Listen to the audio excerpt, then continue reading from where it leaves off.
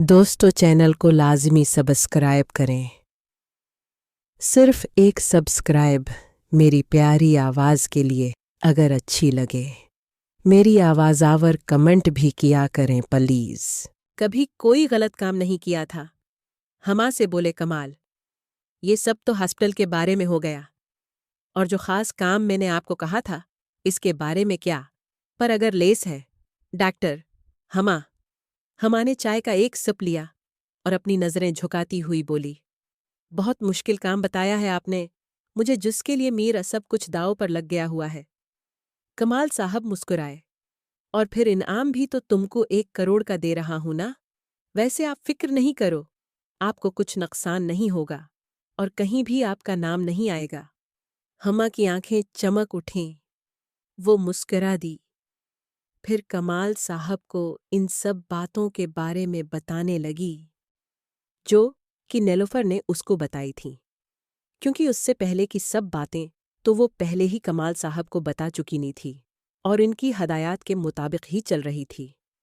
दोनों बातें कर रहे थे कि नौकर ने आकर बताया कि एसपी चीमा साहब आए हैं। कमाल ने उनको अंदर भेजने को कहा। एसपी का नाम सुनकर हमा घबरा गई। कमाल, अरे डॉक्टर हमा, आप क्यों घबरा रही हैं? आप रिलैक्स हों, वो एसपी आपको कुछ नहीं कहेगा। इतने में पुलिस की वर्दी में मलबूस एक वजीहा नौजवान अंदर दाखिल हुआ। पुलिस की वर्दी में चीमा साहब बहुत शानदार लग रहे थे। हमा उसकी पर्सनैलिटी देखकर उसे देखती ही रह गई। कद भी लंबा था, रंग गोरा, मजबूत किसरती जिस्म और चेहरा रौबदार। हमा उससे बहुत मुतासिर हुई। कुमाल, आएं आएं चीमा साहब, हम इसी केस के बारे में बात कर रहे थे। आपका शक बिल्कुल ठीक था। ये डॉक्टर हमा हैं, मेरे हॉस्पिटल में ही जॉब करती हैं। उन्होंने अपनी जान पर खेलकर इन लोगों के बारे में मालूमात इकट्ठी की हैं जो यकीना आपके काम आएंगी चीमा साहब। कमाल साहब, ये सब बातें तो हमें पहले से ही मालूम थीं कि ये एक रैकेट है जो आपके हॉस्पिटल की आड़ में मंशियात और औरतों को ब्लैकमेल करने का काम कर रहा है। बहुत सी शिकायत थीं हमारे पास और मेरे पर बहुत ज्यादा दबाव भी था आपको गिरफ्तार करने का, मगर आप चूंकि एक मुअज़्ज़ज़ शख्सियत हैं, उसलिए मैंने आपसे तमाम सूरत हाल डिस्कस की, और जैसे कि मेरा अंदाज़ा था आपको इस बारे में कुछ भी इल्म नहीं था, उसलिए हमने सब खफिया तहक़ीक़ात की आपकी मालूमात की रोशनी में। कमाल, मुझे तमाम मालूमात डॉक्टर हमा ही मुहैया करती रही हैं, जो जैसे जैसे उनको मिलती रही हैं। चीमा साहब, शुक्रिया डॉक्टर हमा। आपके मुहैया किए गए फ़ोन नंबर्स और एड्रेसेस के ज़रिए बहुत से लोगों के बारे में मालूमात मिली हैं, बल्कि इनका पूरा घर वो ही ट्रीस आउट हो गया है। हमा, और इस सब पर फाइनल कार्रवाई कब होगी? चीमा, आज का दिन फाइनल हो चुका है। उन सब के गर्द घेर उतंग कर दिया गया है।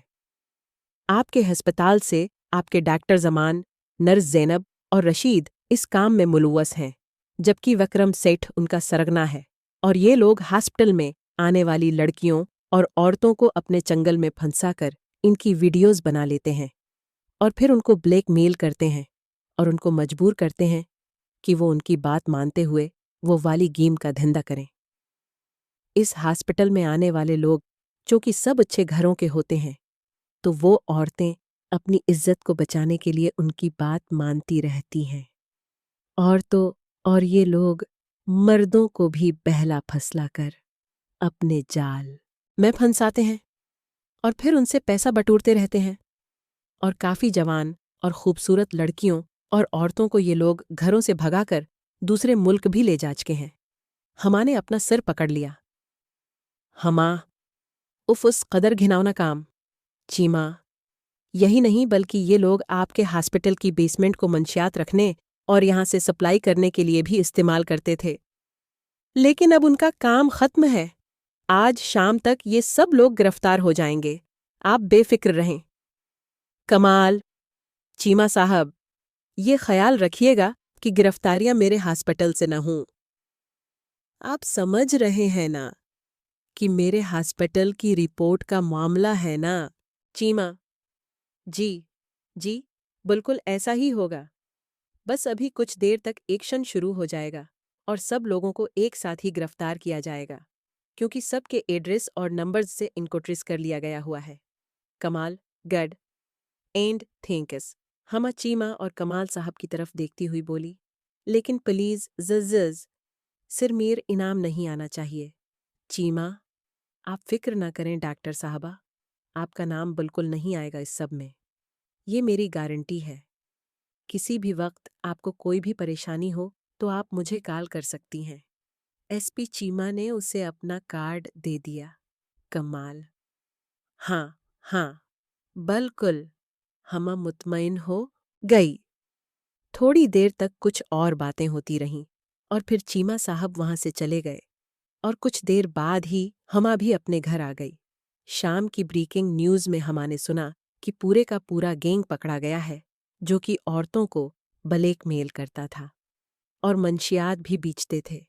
उनके कब्जे से बहुत सारी लड़कियों की वीडियोज़ मिली हैं, जो उन्होंने उनको ब्लैकमेल करने के लिए बनाई हुई थीं।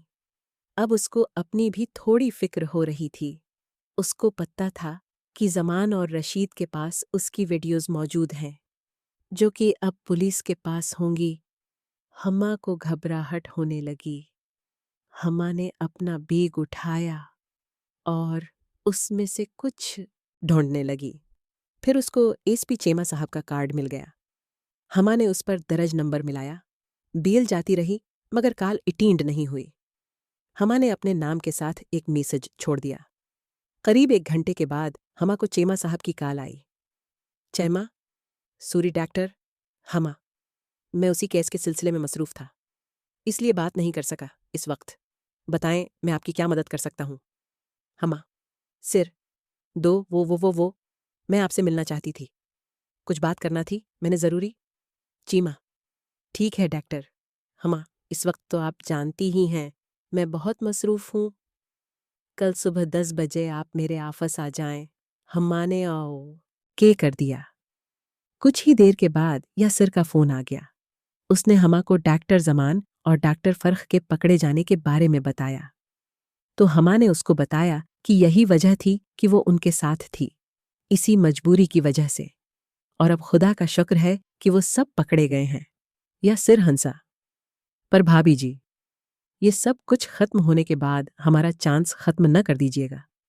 हम तो अब हमेशा ही आपसे ताल्लुक बना के रखना चाहते हैं। हम्मा हंसी। मुना धाव के रखें, अब आपको कुछ नहीं मिलने वाला। जो मिलना था वो मिल गया और अब रात गई, बात गई। हाँ हाँ हाँ हाँ हाँ हाँ हाँ हाँ।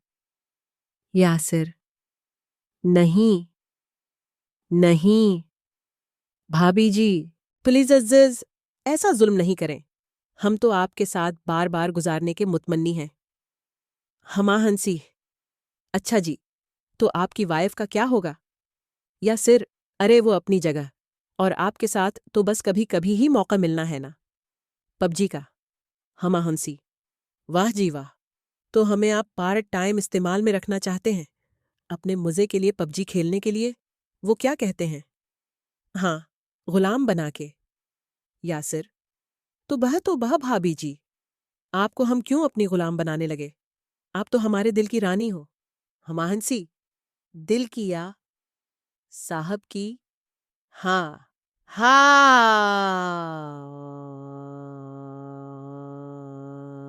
या सिर, जिसकी आप बनना चाहें तो फिर मैं उम्मीद रखूं ना।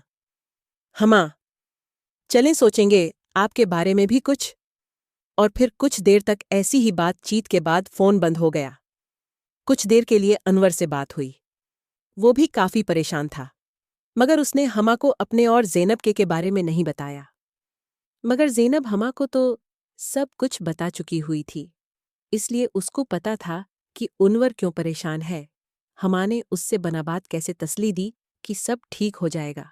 अगली सुबह हम्मा 10 बजे से पहले ही एएसपी चीमा के दफ्तर के बाहर बैठी हुई थी। 10 बजे उनकी एक मीटिंग खत्म हुई तो चीमा ने उसे अंदर बुला लिया। हम्मा अंदर जाकर चीमा साहब के सामने कुर्सी पर बैठ गई। चीमा, डॉक्टर साहबा बताएं क्या लेंगी? चाय या काफ़ी? हमा, नहीं नहीं सर, कुछ नहीं, बस थोड़ा काम था आपसे।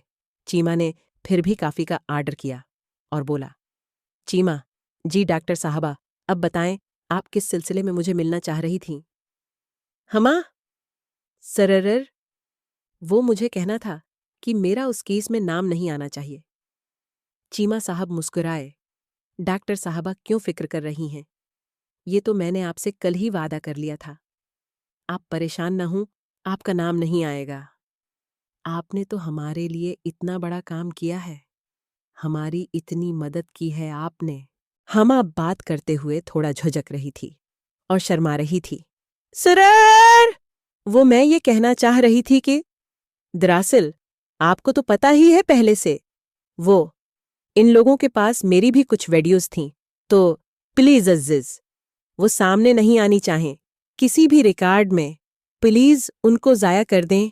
चीमा साहब मुस्कुराए, अपनी रीवालोंग चीटर से टेक लगाकर पीछे को जाते हुए बोले, हाँ डॉक्टर साहबा, मैंने भी वो वीडियोस देखी हैं आपकी। चीमा साहब की मुस्कुराहट बड़ी ही मानीखेज थी, लेकिन उन वीडियोस को देखने के बाद मैंने फैसला किया है कि मैं उनको ज़ाया नहीं करूंगा, बल्कि अपने पास महफूज रखूंगा। हमा शर्मिंदा हो गई। नहीं नहीं सर, प्लीज जज़ज़, लेकिन आप ऐसा क्यों करेंगे? प्लीज जज़ज़ चीमा, असल बात यह है कि मुझे उन वीडियोस ने बहुत मुतासिर किया है, खासकर आपकी परफॉर्मेंस ने। आप पबजी बहुत ज़बरदस्त तरीके से खेलती हैं सूरी, अगर आपको मेरी बात बुरी लग रही हो तो। हमा, सर प्लीज़ वो वीडियोस मुझे दे दें या उनको ज़ाये कर दें, वो मेरे लिए और मेरी आइंदा की ज़िंदगी के लिए नुकसानदेह साबित हो सकती हैं। अगर मेरे शवहर ने वो देख लें तो प्लीज़ जज़ज़ चीमा, अरे उस बात के लिए आप बेफिक्र रहें कि वो आपके शवहर तक नहीं पहुँचें। गे हमा, लेकिन प्लीज़ सर आप वो मुझे दे दें। इसी वक्त दरवाजे पर दस्तक हुई और एक अहलकार काफ़ी लेकर अंदर आया और टेबल पर रखकर वापस चला गया। इसके जाने के बाद चीमा ने दोबारा से बात शुरू की। चीमा साहब मुस्कुराए, देखें डॉक्टर साहबा, आपको तो पता ही है कि पुलिस वाले बहुत बदनाम हैं कि वो कोई भी काम मिला मुआवजा नहीं करते। तो वे आप समझ रही हैं ना मेरी बात? हमा थोड़ी ज़बरदस्ती मुस्कुराई। सिर, अजीब बात है कि आप इतने खुलम खिलार शौत मांग रहे हैं। चीमा, हा हा हा हा हा हा हा हा, हाँ, अरे डॉक्टर साहबा, आप चीज़ भी तो इतनी कीमती मांग रही हैं तो उसकी कीमत भी तो आपको अदा करनी ही पड़ेगी ना। हमा मुस्कुराई, अच्छा तो बोलें, कितने पैसे चाहें आपको? चैमा, अरे अरे नहीं डॉक्टर साहबा, पैसे वैसे कुछ नहीं। हमा थोड़ा हैरानी से, तो फिर क्या? चैमा मुस्कुराया, बस मैं उन वीडियोज़ वाली आपकी परफॉर्मेंस दोबारा देखना चाहता हूँ, और वो भी लाइयो। और मैं ये भी चाहता हूँ कि इस बार उन वीडियोज़ में हीरो का रोल भी मैं खुद करूँ, मतलब कि पबजी में खुद ही खेलूं। हमा एसपी चैमा की बात सुनकर हैरान रह गई। उसे उम्मीद नहीं थी कि चैमा साहब उस कुर्सी पर बैठकर उससे ऐसी डिमांड कर देंगे, लेकिन उसको थोड़ी तसल्ली ये हुई कि डिमांड ऐसी नहीं थी जो वो पूरी न कर सके। हमा, लेकिन एसपी साहब, ये तो आपने मेरी मदद करने की बजाय आपने भी उन्हीं लोगों वाला काम शुरू कर दिया मेरे साथ। चीमा साहब मुस्कुराए, अरे नहीं नहीं, ऐसी बात नहीं है, वो तो बस दिल चाहने लगा है, लेकिन अगर आपको मंजूर नहीं है तो रहने दें, हम कोई जबरदस्ती नहीं करेंगे। हमा के लिए इनकार का तो सवाल ही पैदा नहीं होता था, क्योंकि वो तो पहले ही चीमा साहब की पर्सनैलिटी से काफी मुतासिर थी। हमा को सोच में पड़ा हुआ देखकर चीमा साहब बोले, अगर आपको हमारी आखिर मंजूर न हो तो वो बाहर का दरवाज़ा खुला है आप के लिए, और अगर मंजूर है तो ये सामने अंदर का दरवाज़ा है। और हाँ, ये रहें आपकी वीडियोज़, ये ले जाएं, क्योंकि मैं ज़बरदस्ती का हीरो नहीं बनूंगा। ये कहकर चीमा ने एक यूएसबी टेबल पर रख दी और हमा की तरफ देखने लगा। हमा को भी चीमा की ये उदा पसंद आई। हमा मुस्कुराई, कुछ देर बैठी रही, फिर अपनी जगह से उठकर वो USB टेबल से उठाई और उसे अपने बैग में रख लिया। फिर वो टेबल की दूसरी तरफ चीमा की कुर्सी के पास आई और इसके सर के बालों में हाथ फेरती हुई बोली, हमा, लेकिन आप भी मेरे साथ वादा करें कि ये सब सिर्फ एक बार के लिए होगा, दोबारा नहीं ना? ठीक है ना? चीमा साहब ने हमा की कमर के गर्द अपना बाजू डाला और बोला, ओके डन। डीडन कहते और सुनते हुए हुमा और चीमा दोनों को ही यकीन था कि ये आखिरी बार नहीं होगा पबजी खेलना, और यकीना ऐसे मौके दोबारा भी आएंगे। चीमा उठकर हमा को लेकर पिछले कमरे में दाखिल हो गया, जहां एक आरामदेह बेड इन दोनों का मुंतजर था। खत्म शद मंगल बुध और अगला नावल भी बताएं। शुरू करे कोई नया लबा नावल हो जो